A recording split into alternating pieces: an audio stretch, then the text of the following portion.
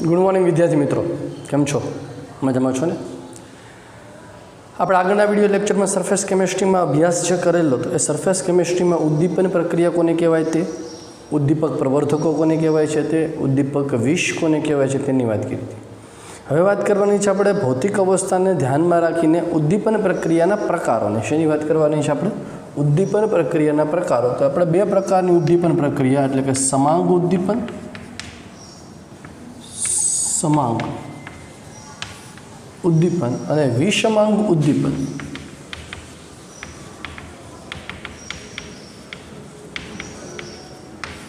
વિશે વાત કરવાની છે. સમાંગ ઉદ્દીપન અને વિષમાંગ ઉદ્દીપન કોને કહેવાય? પહેલો પ્રશ્ન કે ઉદ્દીપન પ્રક્રિયા કોને કહેવાય? તો ઉદ્દીપક વડે પ્રક્રિયાનો વેગ વધારવાની જે ક્રિયા છે અથવા તો પ્રક્રિયાનો વેગ વધારવાની જે ઘટના છે એને ઉદ્દીપનની ઘટના કહેવાય. બરાબર. અને એમાં જે બહારથી વપરાતો પદાર્થ હતો, ફોરેનર પદાર્થ, એને આપણે કીધું તો ઉદ્દીપક. હવે વાત કરવાની છે એમાં આપણે સમાંગ અને વિષમાંગ ઉદ્દીપન. તો સમાંગ ઉદ્દીપન કોને કહેવાય એના પર ધ્યાન આપીએ. તો કે ભાઈ સમાન ઉદ્દીપન એટલે કે જે ઉદ્દીપન પ્રક્રિયામાં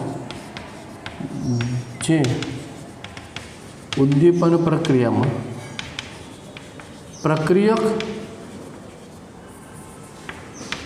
નિપજ અને ઉદ્દીપકની ભૌતિક અવસ્થા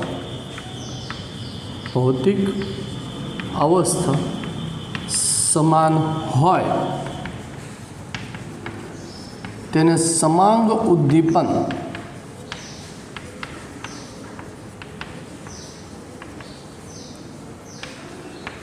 કહેવાય છે. કોને કીધું સમાંગ ઉદ્દીપન? તો કે જે ઉદ્દીપન પ્રક્રિયામાં ઉદ્દીપક, પ્રક્રિયક અને નિપજ આ દરેકની ભૌતિક અવસ્થા સમાન એક જ કલામાં હોય. પ્રવાહી તો પ્રવાહી, વાયુ તો વાયુ, ઘન તો ઘન, એ દરેકની ભૌતિક અવસ્થા જો સમાન હોય તો એને સમાંગ ઉદ્દીપન કહેવાય. તો શબ્દ પરથી તમે સમજી શકો કે વિષમાંગ ઉદ્દીપન કોને કહેશું? તો કે ભાઈ જે ઉદ્દીપન પ્રક્રિયામાં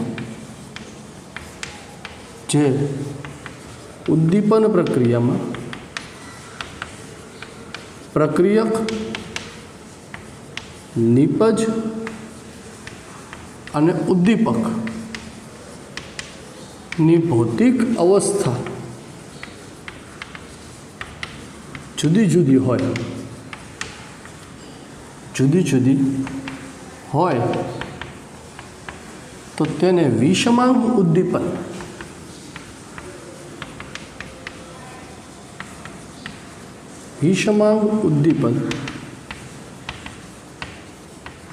કહેવાય છે. સમાંગ ઉદ્દીપન અને વિષમાંગ ઉદ્દીપન, જેમાં ભૌતિક અવસ્થા એક સમાન હોય તેમને આપણે કીધી છે સમાંગ ઉદ્દીપન, અને જેમાં ભૌતિક અવસ્થાઓ જુદી જુદી હોય એને આપણે કીધી છે વિષમાંગ ઉદ્દીપન. બરાબર છે. ઉદાહરણ તરીકે લઈએ કે દાખલા તરીકે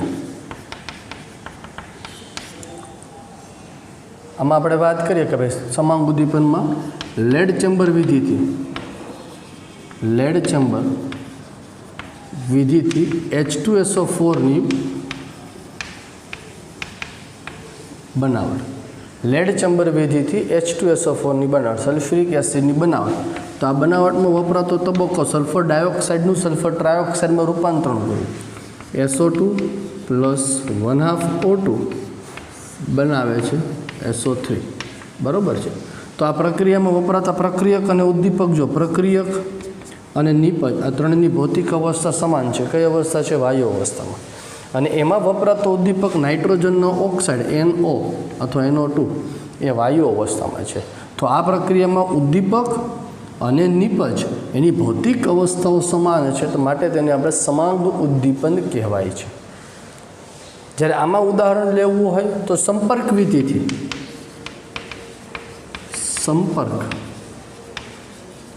વિધિથી H2SO4 સલ્ફ્યુરિક એસિડની બનાવટ, સંપર્ક વિધિથી સલ્ફ્યુરિક એસિડની બનાવટ H2SO4ની બનાવટ. તો આ બનાવટમાં વપરાતો તબક્કો તો કે ભાઈ સલ્ફર ડાયોક્સાઇડ પ્લસ 1/2 O2 બનાવે છે સલ્ફર ટ્રાયોક્સાઇડ અને વપરાતો ઉદ્દીપક વેનેડિયમ પેન્ટોક્સાઇડ એ સોલિડ અવસ્થામાં છે. કઈ અવસ્થામાં છે? સોલિડ અવસ્થામાં. તો આ પ્રક્રિયામાં વપરાતો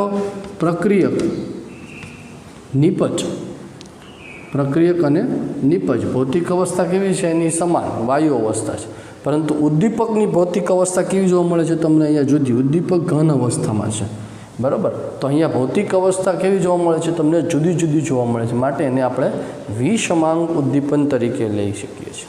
વિષમાંગ ઉદ્દીપનમાં બીજું આપણે ઉદાહરણ લેવું હોય તો હેબર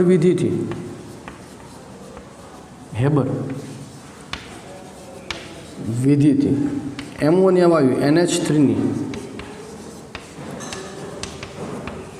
બનાવટ. હેબર વિધિથી એમોનિયા વાયુની બનાવટ. તો આ પ્રક્રિયા માટે વપરાતો ડાયનાઇટ્રોજન વાયુ પ્લસ 3H2 બરાબર બનાવે છે ટ્વાઇસ NH3 એમોનિયા વાયુ બનાવે છે. અને પ્રક્રિયામાં વપરાતો ઉદ્દીપક Fe લોખંડનો ભૂકો ઘન અવસ્થામાં છે, બરાબર. તો આ પ્રક્રિયામાં વપરાતા પ્રક્રિયક નિપજ ભૌતિક અવસ્થા સમાન છે વાયુ, પરંતુ વપરાતો ઉદ્દીપક એની ભૌતિક અવસ્થા કેવી છે? ઘન અવસ્થા. તો આને કેવું ઉદ્દીપન કહીશું આપણે? વિષમાંગ ઉદ્દીપન કહેવામાં આવે છે.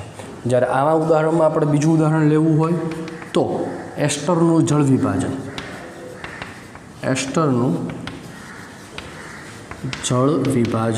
એસિડ ઉદ્દીપકની હાજરીમાં એસ્ટરનું જળ વિભાજન. ધારો કે આ એસ્ટર છે CH3COO CH3 મિથાઇલ એસિટેટનું જલીય દ્રાવણ aqueous પ્લસ H2 બરાબર બનાવે. જળ વિભાજનથી ખબર છે આપણને, એસ્ટરના જળ વિભાજનથી હંમેશા એસિડ અને આલ્કોહોલ ઉત્પન્ન થાય, બરાબર છે. અને આ પ્રક્રિયામાં વપરાતો એસિડ aqueous એ પણ ભૌતિક અવસ્થામાં, aqueous એટલે જલીય, લિક્વિડ એટલે શુદ્ધ પ્રવાહી, પણ જલીય અવસ્થા હોય કે શુદ્ધ પ્રવાહી અવસ્થા તો એની પ્રવાહી જ થઈ કહેવાય. તો અહીંયા વપરાતા પ્રક્રિયકો અને નિપજોની ભૌતિક અવસ્થા કેવી જોવા મળે છે તમને? સમાન જોવા મળે છે. અને સમાન જોવા મળે છે માટે એને આપણે સમાંગ ઉદ્દીપન તરીકે ઓળખવામાં આવે છે, બરાબર. તો કોન્સેપ્ટ જે છે, મૂળ કોન્સેપ્ટ અહીંયા આપણે એક્ઝામ્પલમાં ક્લિયર થવો જોઈએ કે સમાંગ ઉદ્દીપન કોને કહેશું અને વિષમાંગ ઉદ્દીપન છે કોને કહેવામાં આવે, બરાબર છે. તો એની અહીંયા આપણે ચર્ચા કરી છે. આ સિવાય એક્સ્ટ્રા એક્ઝામ્પલ્સ છે તમારી ટેક્સ્ટબુકમાં તમને આપેલા છે. એ ટેક્સ્ટબુકમાં આપેલા એક્ઝામ્પલ આપણે જોવાના છે અને એમાં જે આપેલા છે યાદ રાખવાના. એની સિવાય એક્સ્ટ્રા તમારી પાસે મટીરિયલ ફિનિક્સને છે એમાં આપેલા છે, પણ એના પર આપણે જવાની જરૂરિયાત નથી, કારણ કે એ કોઈ એટલા બધા પ્રશ્નો એમાંથી પૂછાતા નથી. એટલે આપણે ખોટા એફર્ટ્સ એમાં કરશું નહીં. ક્લિયર છે દરેકને? ચાલો તો ફટાફટ સ્ક્રીનશોટ લઈ લો અને સ્ક્રીનશોટ લઈને એમાંથી ફટાફટ લખી નાખો. એટલે આપણે બીજા ઉદ્દીપનના એક્સ્ટ્રા પ્રકારો જે છે એ ઉદ્દીપનના એક્સ્ટ્રા પ્રકારો ઉપર આપણે આગળ વધીએ છીએ, જે JEE નીટમાં પૂછાય છે, બરાબર. ચાલો, લીધા સ્ક્રીનશોટ? ચાલો, ત્યાર પછી આપણે JEE નીટ માટે એક્સ્ટ્રા ડેફિનેશનો જે છે, એક્સ્ટ્રા ડેફિનેશન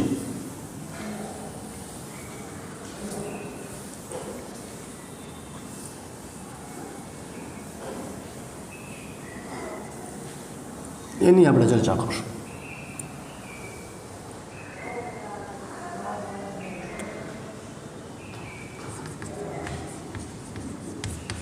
JEE નીટ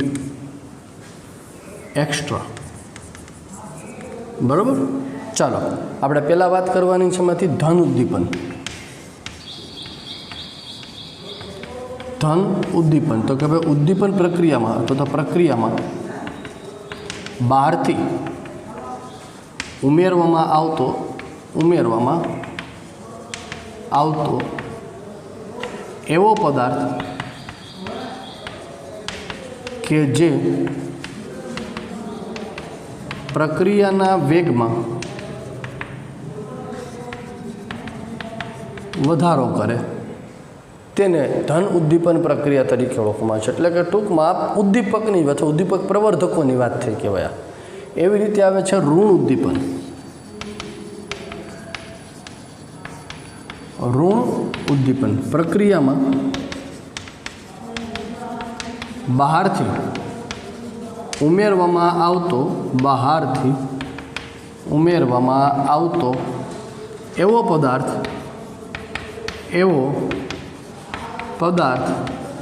કે જે પ્રક્રિયાના વેગમાં ઘટાડો કરે છે તેને ઋણ ઉદ્દીપન કહેવાય. એટલે કે ઉદ્દીપક વિષ અથવા તો ઉદ્દીપક નિરોધકો જે છે એ પ્રક્રિયાના વેગમાં ઘટાડો કરે છે તો તેને ઋણ ઉદ્દીપન તરીકે ઓળખવામાં આવે છે. ખ્યાલ આવ્યો? ચાલો, ત્યાર પછી વાત કરવાની છે ત્રીજી ડેફિનેશન, એ છે સ્વયં ઉદ્દીપનની પ્રક્રિયા. બરાબર? તો સ્વયં ઉદ્દીપનની પ્રક્રિયામાં શું? તો કે પ્રક્રિયા દરમિયાન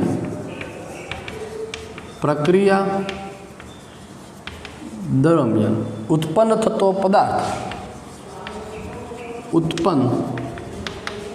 થતો પદાર્થ એ પોતે જ ઉદ્દીપક તરીકે વર્તે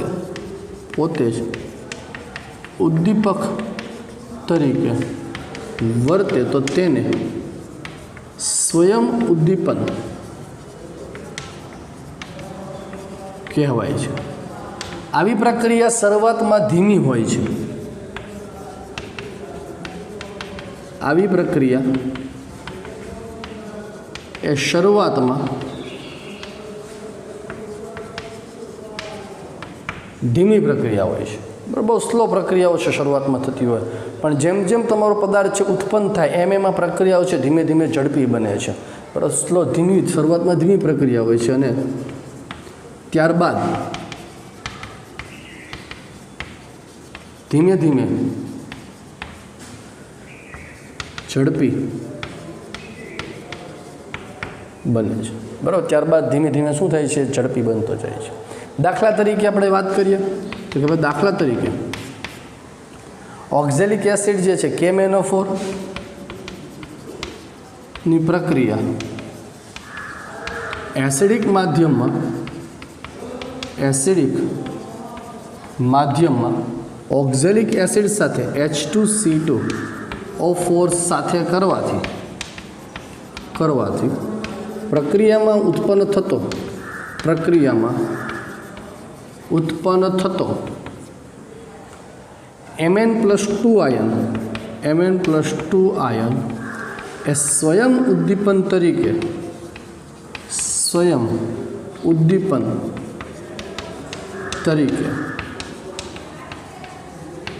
કાર્ય કરે છે. બરાબર?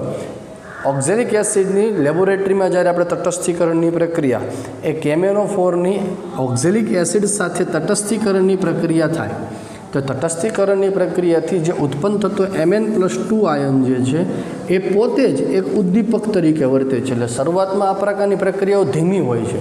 જેમ જેમ સમય આગળ વધતો જાય છે તેમ તેમ આ પ્રકારની પ્રક્રિયાઓ ઝડપથી થતી જાય છે. કેમ? તો કે ઉત્પન્ન થતો Mn+2 એ પોતે ઉદ્દીપક તરીકે વર્તે છે. એટલે એ ફરી પાછો છે Mn+2 એ પ્રક્રિયાને ઉદ્દીપિત કરે છે. તો આ પ્રકારની પ્રક્રિયાને સ્વયં ઉદ્દીપન તરીકે ઓળખવામાં આવે છે. ક્લિયર છે દરેકને? ત્યાર પછી ચોથી ડેફિનેશન જે છે એ ચોથી ડેફિનેશન હું નીચે જ લખી નાખું છું. એ ચોથી ડેફિનેશન છે પ્રેરિત ઉદ્દીપન.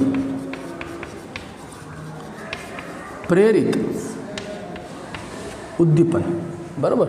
પ્રેરિત ઉદ્દીપન કોને કહેશું? તો કે પ્રક્રિયામાં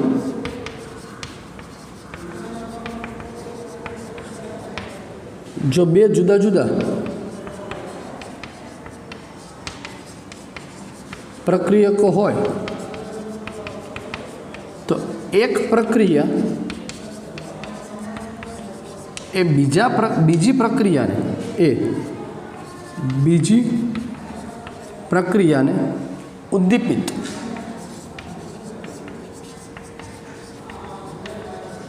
કરે છે. દાખલા તરીકે સોડિયમ સલ્ફાઇડ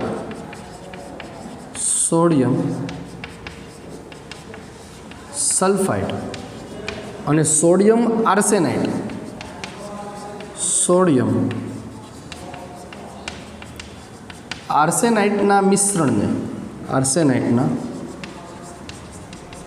મિશ્રણનું ઓક્સિડેશન કરવાથી, બરાબર, જો સોડિયમ સલ્ફાઇડ છે એનું ઓક્સિડેશન થઈને સોડિયમ સલ્ફેટમાં સરળતાથી ઓક્સિડેશન થાય છે, પણ સોડિયમ આર્સેનાઇડ જે છે એનું ઓક્સિડેશન સરળતાથી આર્સેનેટમાં થતું નથી. જેટલી સરળતાથી જેટલી આપમેળે સલ્ફાઇટમાંથી સલ્ફેટ બને છે એટલું સોડિયમ આર્સેનાઇટમાંથી આર્સેનેટમાં રૂપાંતરણ થતું નથી. પણ આ પ્રક્રિયામાં થશે શું? તો કે પ્રક્રિયામાં જેવો સોડિયમ સલ્ફાઇડ છે એનું સલ્ફેટમાં રૂપાંતરણ થાય એટલે આ એક પ્રક્રિયા એ બીજી પ્રક્રિયાને ઉદ્દીપિત કરે છે. શું થશે? આનું ઓક્સિડેશનની પ્રક્રિયા એ આર્સેનાઇટના ઓક્સિડેશનની પ્રક્રિયાને ઉદ્દીપિત કરે છે. એટલે આ પ્રક્રિયાને આપણે પ્રેરિત ઉદ્દીપનની પ્રક્રિયા તરીકે ઓળખવામાં આવે છે. શું થાય છે? સોડિયમ સલ્ફાઇડ જે છે એ સોડિયમ સલ્ફાઇડ એનું સલ્ફેટમાં ઓક્સિડેશન થાય છે. સલ્ફાઇટમાંથી સલ્ફેટમાં ઓક્સિડેશન થાય એટલે એ પ્રક્રિયા એ આર્સેનાઇટના ઓક્સિડેશનની પ્રક્રિયાને પ્રેરિત કરે છે. ખબર પડી? આ ઇન્ડિવિજ્યુઅલ પ્રક્રિયા છે, અલગથી પ્રક્રિયા છે, થતી નથી એકલી પ્રક્રિયા. માટે એને આ મિશ્રણ સાથે પ્રક્રિયા કરો તો આ એક પ્રક્રિયા બીજી પ્રક્રિયાને પ્રેરિત કરે છે. તો એવી પ્રક્રિયાને પ્રેરિત ઉદ્દીપન પ્રક્રિયા તરીકે ઓળખવામાં આવે છે. ક્લિયર છે? તો આ JEE નીટ માટે એક્સ્ટ્રા ઉદ્દીપનને રિલેટેડ પ્રક્રિયાઓ અને એક્ઝામ્પલ્સ છે એની મેં તમને એ ચર્ચા કરી. ફટાફટ એકવાર સ્ક્રીનશોટ લઈ લો અને સ્ક્રીન પર જે દેખાય છે એને તમારી નોટબુકમાં નોંધી લેજો, કારણ કે તમારી પાસે ટેક્સ્ટ બુકમાં કોઈ વાતો આવેલી હશે નહીં એટલા માટે. ક્લિયર? ચાલો, ત્યાર પછી હવે આપણે વાત કરવાની છે એ અધિશોષણ વિષમાંગ અધિશોષણની ક્રિયાવિધિ, કે કેવી રીતે વિષમાંગ અધિશોષણની પ્રક્રિયા થાય છે એ અહીંયા મારે તમને સમજાવવાની છે. ચાલો, હવે વિષમાંગ શબ્દ આવે એટલે તમને ખ્યાલ છે કે વિષમાંગ શબ્દ ક્યારે આવે? તો કે જ્યારે અહીંયા ભૌતિક અવસ્થાઓ જુદી જુદી હોય તો વિષમાંગ શબ્દ આવવાનો છે. બરાબર? એટલે ટાઇટલ આપણે આપીએ છીએ વિષમાંગ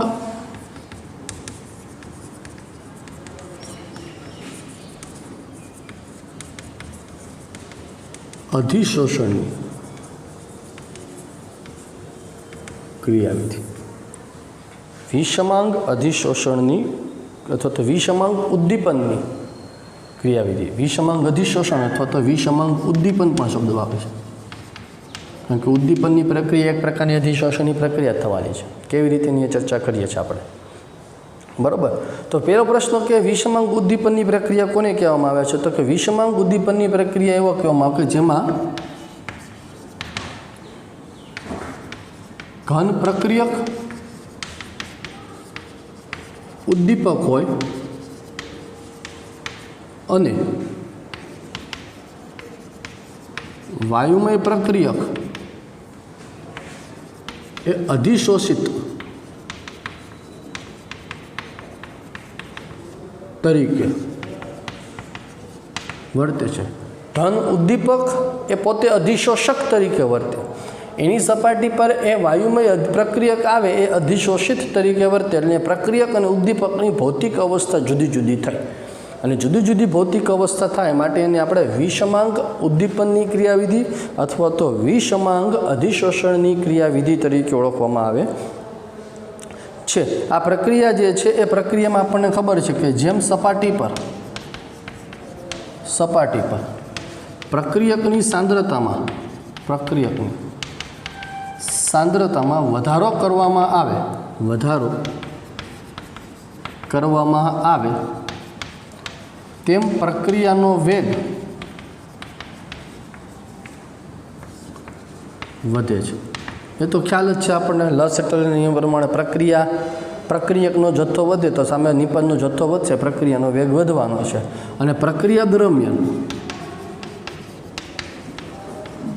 દરમિયાન ઉષ્મા એ છૂટી પડવાની છે. શા માટે છૂટી પડવાની છે? તો કે ભાઈ ઉષ્મા છૂટી. પ્રક્રિયા કેવા પ્રકારની પ્રક્રિયા છે આ? તો કે પ્રક્રિયા ઉષ્માક્ષેપક છે. ઉષ્માક્ષેપક પ્રક્રિયા દરમિયાન ઉષ્મા મુક્ત થાય છે અને આ મુક્ત થતી ઉષ્મા એ પ્રક્રિયાનો વેગ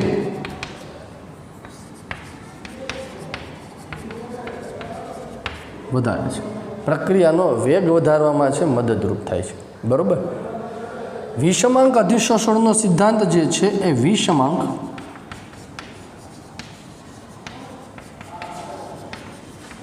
અધિશોષણનો સિદ્ધાંત અથવા તો ક્રિયાવિધિ એ બે વસ્તુનો સમન્વય છે. એક જૂનો અધિશોષણ સિદ્ધાંત, જૂનો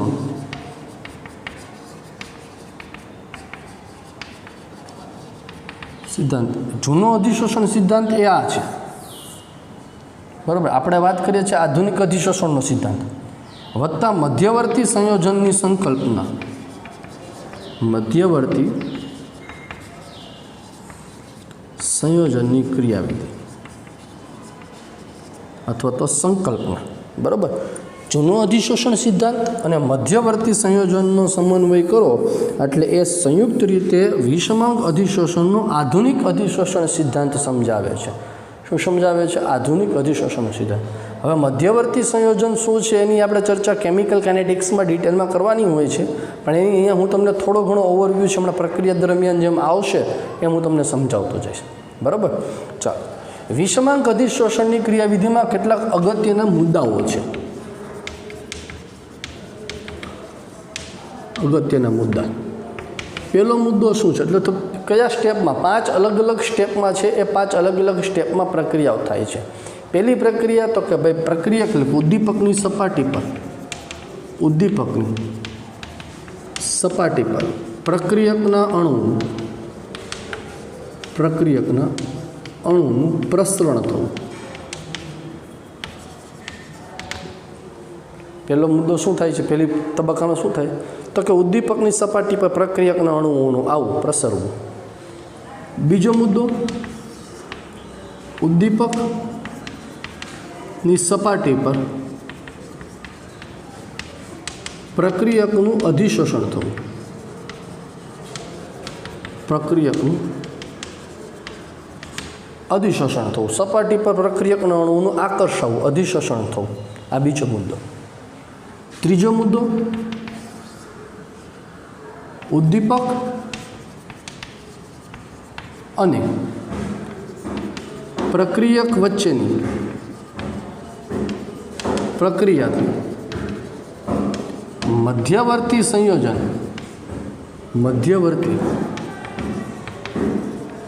સંયોજનનું નિર્માણ થવું. પ્રક્રિયક અને ઉદ્દીપક એકબીજા સાથે પ્રક્રિયા કરી એકબીજા સાથે જોડાય, મધ્યવર્તી સંયોજન છે એ મધ્યવર્તી સંયોજન થશે. ચોથો મુદ્દો, મધ્યવર્તી સંયોજનમાંથી નિપજનું અપશોષણ થવું. એટલે પ્રક્રિયકો એ ઉદ્દીપકની સપાટી પર આવે છે, ઉદ્દીપક ને પ્રક્રિયક એકબીજા સાથે મધ્યવર્તી સંયોજન બનાવે છે અને નિપજ છે એ બને છે અપશોષણ થયું, એટલે એનાથી સપાટીથી મુક્ત થવું. અને પાંચમો મુદ્દો, નિપજના અણુનું દૂર જવું, જેથી પ્રક્રિયા માટે સપાટી પ્રાપ્ત થાય. જેથી શું થાય તો કે ભાઈ નિપજના અણુઓ છે અપશોષણ થઈને પાછા દૂર જતા રહેવા જોઈએ, જેથી તે બીજા અણુઓ છે એની સપાટી પર પાછા આવી શકે. એટલે અલગ અલગ સ્ટેપ જે છે એ અલગ અલગ સ્ટેપમાં રાસાયણિક પ્રક્રિયા છે એ રાસાયણિક પ્રક્રિયા થાય છે. એટલે કે વિષમાંગ પ્રક્રિયા એ આ 5 જુદા જુદા સ્ટેપમાં છે, એ જુદા જુદા સ્ટેપમાં થાય છે, બરાબર. હવે આમાં થશે શું આપણે એ સમજીએ છીએ કે અધિશોષણની ક્રિયા એ મુખ્યત્વે શા માટે થાય છે? તો કે આપણને ખબર છે કે આગળના પહેલા લેક્ચરમાં તમને સમજાવેલું છે કે સપાટી પરના અણુઓ છે, આ સપાટી પરના અણુઓ, બરાબર, એને મુક્ત સંયોજકતાવાળા અણુઓ કીધા છે. આ મુક્ત સંયોજકતાવાળા અણુઓ એ અંદરના કરતાં બહારની સપાટી પરના અણુઓને વાયુ પ્રત્યે આકર્ષણ કેવું હોય છે? વધુ હોય છે, બરાબર ને. એટલે આ આપણો ધારો કે ઉદ્દીપક છે. જો આ ઉદ્દીપક આ બાહ્ય સપાટીની થશે જે સક્રિય છે. આની પ્રક્રિયા તમે પ્રક્રિયક A+B સાથે જ્યારે કરો છો તો A+B એ બે પ્રક્રિયકો આની સપાટી પર અધિશોષણ પામે છે. A B એટલે પ્રક્રિયકના અણુનું અધિશોષણ થાય છે. પ્રક્રિયકના અણુનું શું થાય છે? અહીંયા અધિશોષણ થાય. હવે પાસેના અણુઓ જે છે એ પાસેના અણુઓ જો જુદા જુદા હશે તો આ પાસેના અણુઓ પણ એકબીજા સાથે જોડાઈને એક મધ્યવર્તી સંયોજનનું નિર્માણ કરશે. પાસેના અણુઓ જો જુદા જુદા હોય તો આ બંને અણુઓ પણ એકબીજા સાથે જોડાય અને એક મધ્યવર્તી સંયોજન છે એ મધ્યવર્તી સંયોજનનું નિર્માણ કરે છે. જો સરખા હશે તો કોઈ ઇસ્યુ થવાનો જ નથી, તો ડાયરેક્ટ પ્રક્રિયા જોડાય અને નિપજમાં રૂપાંતરણ થાય. પણ અહીંયા જો પાસેના અણુઓ જુદા જુદા હોય, પાસેના અણુ જુદા જુદા હોય તો તેઓ જોડાઈને મધ્યવર્તી સંયોજન બનાવે છે. બરાબર છે. અને ત્યાર પછીના તબક્કામાં શું થવાનું છે? તો કે ત્યાર પછીના તબક્કામાં મધ્યવર્તી સંયોજનમાંથી પ્રક્રિયક નિપજ છે છૂટી પડશે અને તમારો ઉદ્દીપક એઝ ઇટ ઇઝ પ્રાપ્ત થાય છે. આ નિપજને પછી નિપજનું છે અપશોષણ થઈને દૂર જાય એટલે નવી સપાટી મળે, ફરી પાછી ચડે. એટલે આ અલગ અલગ તબક્કામાં છે ઉદ્દીપનની ક્રિયાવિધિ, ઉદ્દીપનની ઘટના થાય છે. કયા કયા અલગ અલગ તબક્કા છે? તો કે પહેલાં વાત આપણે કરીએ છીએ કે ઉદ્દીપકની સપાટી પર પ્રક્રિયકના અણુઓનું પ્રસરણ થવું. સપાટી પર આવે છે, સપાટી પર આવી અને જો પાસેના અણુઓ છે એના અધિશોષણ પામશે. પાસેના અણુઓ છે જુદા જુદા હોય તો એકબીજા સાથે જોડાય મધ્યવર્તી સંયોજન બનાવશે. આ મધ્યવર્તી સંયોજનમાંથી નિપજ મુક્ત થશે અને ઉદ્દીપક એઝ ઇટ ઇઝ રહેશે. નિપજ અપશોષણ પામીને દૂર જશે. દૂર જાય જેથી શું થશે? તો કે બીજા અણુઓ છે એની સપાટી પર જોડાઈ શકે છે અથવા તો બીજા અણુઓ એની સપાટી પર આક્રમણ કરી શકે છે. બરાબર છે. આ આખી ઘટના દરમિયાન તમે જુઓ તો ઉદ્દીપક તમારો એઝ ઇટ ઇઝ પાછો મળે છે. આમ ડાયાગ્રામમાં તમને દેખાય છે બાના કરતાં અહીંયા નાનો થયો, એના કરતાં અહીંયા હાવ નાનો થયો, એવું નથી ભાઈ, સરખો જ છે. પણ આપણે શું છે ચિત્રકલામાં થોડાક માહિતી છે એટલે એવું થાય. તો અહીંયા પ્રક્રિયા દરમિયાન તમે જોઈ શકો છો કે પ્રક્રિયક આવે છે, નિપજ બનાવીને જતું રહે છે. આ દરમિયાન ઉદ્દીપકનો જથ્થો અથવા ઉદ્દીપકની સાંદ્રતામાં બહુ મોટો ફેરફાર જોવા મળતો નથી. એ એઝ ઇટ ઇઝ જ રહેવાનો પ્રયત્ન કરે છે. બરાબર, કોઈ મોટો ચેન્જીસ જોવા મળતો નથી. અહીંયા એ ઉદ્દીપક એઝ ઇટ ઇઝ રહેવાનો જ પ્રયત્ન કરે છે. એટલે કે સમગ્ર પ્રક્રિયા દરમિયાન ઉદ્દીપક એ પ્રક્રિયામાં ભાગ તો લે જ મિત્રો. બરાબર, ઉદ્દીપક એ પ્રક્રિયામાં ભાગ તો લે છે પણ પ્રક્રિયાને અંતે હોય એવો ને એવો ફરી પાછો મળે છે. એટલે આપણે એવું લાગે છે કે ઉદ્દીપકે પ્રક્રિયામાં ભાગ નથી લીધો. એટલે અહીંથી તમારી મગજમાં ડેફિનેશન ઉદ્દીપકની ચેન્જ કરી નાખજો કે ઉદ્દીપક પાસે એવો કોઈ માતાજીનો આશીર્વાદ નથી કે એની હાજરી માત્રથી પ્રક્રિયા ઝડપથી થશે નહીં. ઉદ્દીપક એ રાસાયણિક પ્રક્રિયામાં તો ભાગ લે જ છે પણ પ્રક્રિયાને અંતે જેવો હોય એવો ને એવો એઝ ઇટ ઇઝ ફરી પાછો મળે છે. માટે આપણે એવું લાગે છે કે ઉદ્દીપકે પ્રક્રિયામાં ભાગ લીધો નથી. બરાબર, તો આ વિષમાંગ અધિશોષણ અથવા તો વિષમાંગ ઉદ્દીપનની ક્રિયાવિધિ સમજાવવાનો પ્રયત્ન કર્યો. આની મર્યાદા શું છે? તો કે આ વિષમાંગ ઉદ્દીપનની મર્યાદા એ છે કે તે ઉદ્દીપક વિષ કે પછી ઉદ્દીપક પ્રવર્ધકો